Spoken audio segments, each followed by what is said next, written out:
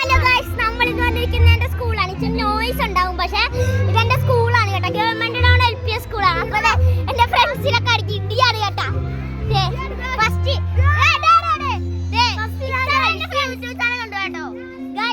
ഇതാണ് വേദമൂർത്തി. അപ്പു ബോയ്സ് എവണായിട്ടാണ് കേട്ടാ. ഉണ്ട് ചിക്കു പിക്കിൾസ്, സ്പീക്കേഴ്സ്. അപ്പൊ ഗൈസ് ഇതാണ് എന്റെ സ്കൂൾ. ഇത് ഫുള്ള് എന്റെ ഫോളോവേഴ്സ് എന്തുവായിരുന്നു?